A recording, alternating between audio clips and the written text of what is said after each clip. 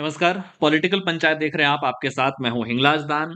Barmer Jaisalmer Lok Sabha seat, Jodhpur Lok Sabha seat के बाद आज बात बीकानेर लोकसभा सीट की। बीकानेर लोकसभा सीट के इतिहास, वर्तमान सियासी गणित को लेकर के बात करेंगे। इसके अलावा वहां के जातिगत गणित को लेकर बात करेंगे, वहां के विधानसभा वार गणित को बात करेंगे, वहां के पिछले 5-6 चुनावों का डेटा क्या है और इस सीट की अब तक की हिस्ट्री क्या रही, इन तमाम चीजों को लेकर के बात करेंगे। लेकिन उससे पहले एक सवाल आपसे कि जो 2024 के लोकसभा चुनाव होने जा रहे हैं उसमें बीजेपी की तरफ से अर्जुन राम मेघवाल, जो वर्तमान में केंद्रीय मंत्री है, वर्तमान में सांसद है, उसके अलावा प्रबल दावेदार कौन हो सकता है, इसको लेकर के आप अपनी राय, इसको लेकर साथ में कौन दावेदार हो सकता है और उसके पक्ष में क्या क्या लॉजिक्स हो सकते हैं, इसको लेकर के आप अपनी राय जरूर बताएं। राय बताने के दो तरीके हो सकते हैं, आप नीचे कमेंट बॉक्स में अपनी राय बता सकते हैं। इसके अलावा पॉलिटिकल पंचायत के इंस्टाग्राम पर जाकर के वहां आप इनबॉक्स में हमें बीकानेर लोकसभा सीट के संभावित दावेदारों को लेकर, टिकट के दावेदारों को लेकर और संभावित जिताऊ कैंडिडेट को लेकर अपनी राय बता सकते हैं। सबसे पहले वहां के जातीय गणित की बात करते हैं। बीकानेर लोकसभा क्षेत्र में एससी के वोटर 4,34,929 है। ये जो सारे आंकड़े हैं ये 2019 के जो टोटल वोटर लिस्ट, क्योंकि 2024 की वोटर लिस्ट अभी तक फाइनल हुई नहीं है, तो 19 की वोटर लिस्ट के लिहाज से, लेकिन जो परसेंटेज है वो मोटे तौर पर हमेशा सेम ही रहते हैं। ये संख्या बढ़ सकती है, क्योंकि अगर एससी के वोटर की संख्या बढ़ती है तो जनरल की भी बढ़ती है, ओबीसी की भी बढ़ती है, एसटी की भी बढ़ती है, मुस्लिम वोटर की संख्या बढ़ती है। लिहाजा परसेंटेज में कभी बहुत ज्यादा चेंजेस नहीं आते हैं।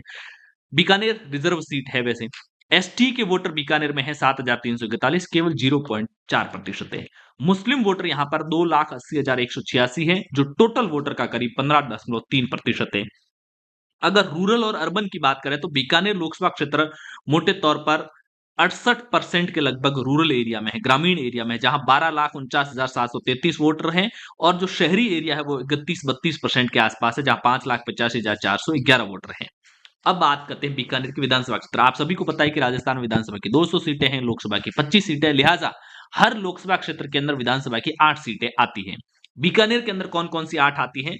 7 तो बीकानेर जिले की खुद की जो विधानसभा सीटें हैं वो है, और एक गंगानगर जिले की जो अनूपगढ़ विधानसभा सीट है वो आती है। हालांकि अब अनूपगढ़ नया जिला अलग से बन चुका है। इन 8 सीटों में कांग्रेस के पास अभी एक अनूपगढ़ और दूसरी नोखा की है, जहां रामेश्वर डूडी की पत्नी सुशीला डूडी वहां से विधायक है। इन 8 में से 2 सीटें कांग्रेस के पास है। इसके अलावा 6 सीट है वो बीजेपी के पास में है। खाजूवाला से जो एससी की रिजर्व सीट है, वहां विश्वनाथ मेघवाल बीजेपी के हैं। बीकानेर पश्चिम से जेठान व्यास बीजेपी के हैं एमएलए।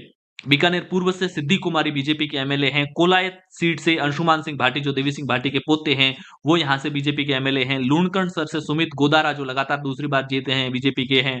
डूंगरगढ़ से ताराचंद सारस्वत बीजेपी के यहां पर विधायक है। यानी कि 8 में से 6 सीटें बीजेपी के पास में है और 2 सीटें कांग्रेस के पास में हैं। पिछले 1, 2, 3, 4, 5, 6, 7 चुनावों की बात करें कि भाई इस 15-20 सालों का जो वोटिंग पैटर्न है, इसमें किस पार्टी के पक्ष में कितना वोट रहा है।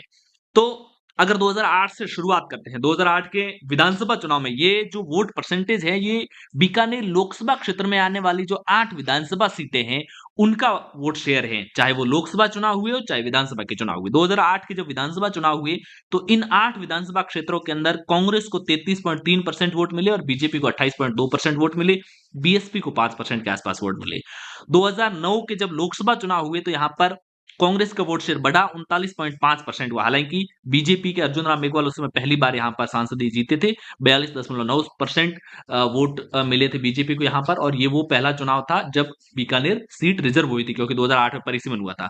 उसके बाद 2013 के विधानसभा चुनाव हुए तो यहां पर कांग्रेस को 35.2% वोट मिले और बीजेपी को मिले 39.1% और 1.7% बसपा को वोट मिले। 2014 के लोकसभा चुनाव में यहां पर कांग्रेस का वोट शेयर काफी गिर गया, केवल 29.8% पे। अगर बीजेपी जो मोदी लहर ग्राफ तेजी से बढ़ा, 62.9% वोट मिले और अर्जुन राम मेघवाल यहां पर दूसरी बार सांसद बने थे। 1.2% बसपा का वोट रहा। 2018 के जब विधानसभा चुनाव हुए थे, यहां पर कांग्रेस का वोट जरूर बढ़ा विधानसभा चुनाव के अंदर, 40.9% रहा। और बीजेपी का यहां पर वोट शेयर रहा इन 8 विधानसभा क्षेत्रों को मिलाकर के 40.5%। 2019 के लोकसभा चुनाव हुए तो देखिए, 2014 के लोकसभा चुनाव में कांग्रेस को सिर्फ 29% वोट मिले थे, लेकिन 2019 के लोकसभा चुनाव में कांग्रेस का वोट शेयर करीब 7% ज्यादा बढ़ा। अगर लोकसभा टू लोकसभा कंपेयर किया जाए तो भी 36.2% और बीजेपी को 60%। बीजेपी के यहां वोट शेयर 2% के लगभग गिरा है। हालांकि बाकी कोई भी कैंडिडेट प्रमुख तौर पर वोट 1% भी वोट हासिल नहीं कर पाया, गिने चुने वोट मिले उनको। विधानसभा के चुनाव हुए 2023 के अभी 2-3 महीने पहले ही ये चुनाव बीते हैं, तो ऐसे में यहाँ पर कांग्रेस का वोट शेयर 38.1% रहा, जो पिछले विधानसभा चुनाव के लिहाज से घटा, लेकिन 2019 के लोकसभा चुनाव के लिहाज से देखा जाए तो यहाँ पर बढ़ा है। और वैसे भी विधानसभा चुनाव के अंदर कांग्रेस को राजस्थान में वोट ज्यादा मिलता है, लोकसभा में कम मिलता है। और बीजेपी को मिला विधानसभा चुनाव के अंदर 42% वोट, 1% बसपा को गया, 2.7% आरएलपी लेकर के गई यहाँ पर वोट। 2018 में भी आरएलपी ने 1.5% के लगभग बीकानेर वोट हासिल किए थे, और इस बार 2.5% से ज्यादा वोट यहाँ पर हासिल किए हैं।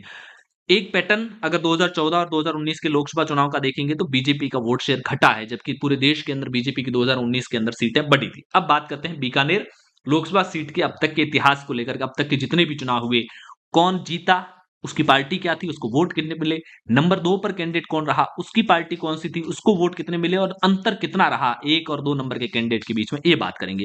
1957 में पहले चुनाव हुए तो यहां पर पन्ना लाल चुनाव जीते कांग्रेस के, जिनको 1,41,293 वोट मिले, और जो निर्दलीय पूनम चंद थे वो नंबर 2 पर रहे, जिन्हें 89,086 वोट मिले, और 52,207 वोटों से कांग्रेस जीती यहां पर। 1957 में महाराजा करणी सिंह यहां से चुनाव लड़े और वो जीते निर्दलीय के तौर पर। 1962 में वो दूसरी बार जीते, क्योंकि उन्होंने 1957 के अंदर कांग्रेस के केदारनाथ को हराया था करीब 98,964 वोटों से, और 1962 में निर्दलीय कृष्णाराम नंबर 2 पर रहे थे, कांग्रेस तो तीसरे नंबर पर चली गई थी। 1967 में करणी सिंह फिर से जीते, इस बार भी निर्दलीय जीते, 2,15,636 वोट मिले। एससी गोदारा जो कि निर्दलीय थे नंबर 2 पर रहे, 21,820 वोट मिले, और 1,93,816 वोटों के अंतर से करणी सिंह यहां से चुनाव जीते। 1971 में करणी सिंह लगातार चौथी बार चुनाव जीते निर्दलीय के तौर पर, भीमसेन कांग्रेस के कैंडिडेट थे, उनको हराया था 48,432 वोटों से। 1977 में यहां पर भारतीय लोकदल के हरिराम मक्कासर को यहां पर टिकट मिला था और वो चुनाव जीते, उनको ये चुनाव आपातकाल के बाद वाले चुनाव है। हरिराम को वोट मिले थे 2,19,436। रामचंद्र चौधरी कांग्रेस के कैंडिडेट थे, वो नंबर 2 पर रहे थे, जिन्हें 1,14,192 वोट मिले थे, और करीब करीब 1,05,244 वोटों के अंतर से भारतीय लोकदल यहां से चुनाव जीता था।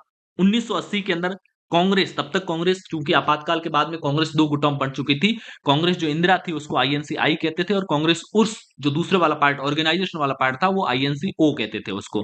तो कांग्रेस इंदिरा गुट से मनफूल सिंह यहां से चुनाव जीते, जिन्हें 1,92,125 वोट मिले, और हरिराम जो जनता पार्टी सेक्युलर, जनता पार्टी भी तब तक टूट चुकी थी, जनता पार्टी सेक्युलर के कैंडिडेट थे, उनको 1,30,533 वोट मिले, 61,542 वोटों का इन दोनों के बीच में अंतर रहा।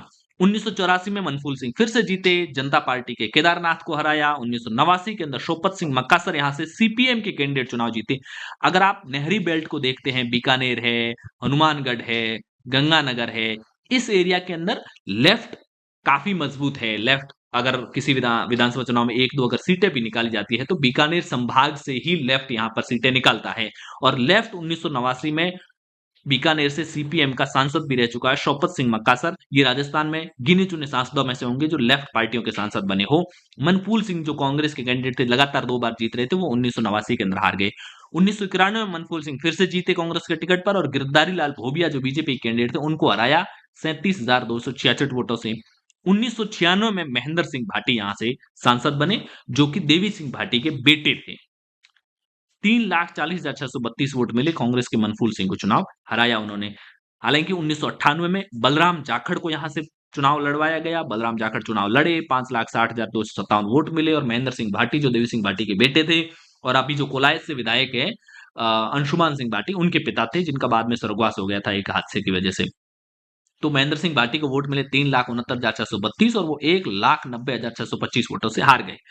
1999 में जब चुनाव हुए तो रामेश्वर डूडी को, जो कि नोखा से बाद में एमएलए रहे थे, 2013 से 2018 के बीच में राजस्थान में जब वसुंधरा राजे सरकार थी उसमें नेता प्रतिपक्ष भी रहे थे, रामेश्वर डूडी यहां से कांग्रेस के टिकट पर चुनाव जीते।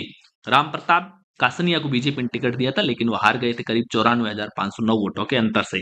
2004 का चुनाव आया, बीजेपी ने यहां पर ये इंडिया शाइनिंग के नारे के साथ, अटल बिहारी वाजपेयी की उसमें सरकार थी, हेमा मालिनी बॉलीवुड अभिनेत्री जो लगातार बीजेपी के टिकट पर चुनाव लड़ रही थी, तो ऐसे में बॉलीवुड अभिनेता धर्मेंद्र को 2004 के अंदर बीकानेर से पार्टी ने टिकट दिया और वो चुनाव जीते भी। 5,17,802 वोट मिले। हालांकि स्थानीय लोगों से जब बातें करते हैं तो उनका ये कहना है कि धर्मेंद्र चुनाव जीतने के बाद कभी भी बीकानेर नहीं आए, बीकानेर लोगों का हालचाल नहीं जाता, और रामेश्वर लाल डूडी बॉलीवुड अभिनेता धर्मेंद्र के सामने चुनाव हार गए थे।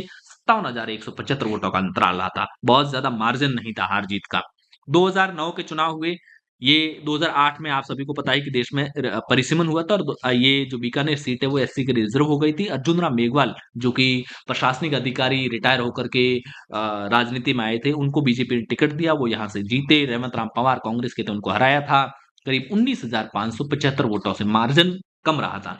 2014 चूंकि मोदी लहर थी, और ऐसे में अर्जुन राम मेघवाल का जीत का मार्जिन बहुत बड़ा हो गया, 3,08,089 वोटों से वो जीते। लेकिन जैसा कि हमने पीछे परसेंटेज भी देखा कि 2014 के अंदर जहां बीजेपी को यहां पर 62.9% वोट मिले थे, वहीं 2019 के अंदर उनका वोट परसेंटेज था वो काफी घट गया था। और कांग्रेस का जो केवल 29% था, वो यहां पर मार्जिन बढ़ करके 36% वोट शेयर आ गया था। उसका इफेक्ट आप यहां जीत हार के मार्जिन में भी देख सकते हैं, जहां 2014 में अर्जुन राम मेघवाल 3 लाख से ज्यादा के मार्जिन से चुनाव जीते थे। 2019 बालाकोट और एक तमाम प्रकरण के बाद में देश भर के अंदर राष्ट्रवाद की लहर थी, मोदी के पक्ष में वोटिंग हुई थी, देश के अंदर भी बीजेपी की सीटें बढ़ी थी। उस दौर में भी अर्जुन राम मेघवाल का जीत का जो मार्जिन 2019 में वो घट करके 2,64,000 पे आ गया था। और अर्जुन राम मेघवाल के सामने 2019 में भी कांग्रेस ने मदन गोपाल मेघवाल को टिकट दिया था, जिनको 3,93,662 वोट मिले थे। अब 2024 की बारी है, बीजेपी टिकट किसे देती है, उनको वोट कितने मिलते हैं, कांग्रेस की तरफ से टिकट किसे मिलता है, वो कितने वोट हासिल करते हैं, और कितने मार्जिन से कौन सी पार्टी जीत हासिल कर पाती है, इसको लेकर के सबकी नजरें हैं। ये बीकानेर लोकसभा क्षेत्र को लेकर के पूरा गणित था। आपसे एक सवाल पूछा गया है कि आपकी नजर में बीकानेर से अगला किस पार्टी से कौन सा प्रबल दावेदार टिकट का हो सकता है, और जिताऊ कैंडिडेट कौन हो सकता है, जिसका जवाब आप या तो नीचे हमें कमेंट बॉक्स में बताइए, या फिर पॉलिटिकल पंचायत के इंस्टाग्राम पर जाइए और वहां पर इनबॉक्स में हमें आप पूरे तथ्यों के साथ में और पॉइंट्स फैक्ट्स के साथ में उनको लेकर के बताइए। अगले जिस भी लोकसभा क्षेत्र की बात करेंगे, बीकानेर के विश्लेषण में हम आपके उन ओपिनियंस को, आपकी उस राय को, आपके उन तथ्यों को जरूर शामिल करेंगे। पॉलिटिकल पंचायत पर पहली बार आए हैं तो पॉलिटिकल पंचायत को सब्सक्राइब जरूर कीजिए, वीडियो पसंद आए तो लाइक और शेयर जरूर कीजिए। शुक्रिया।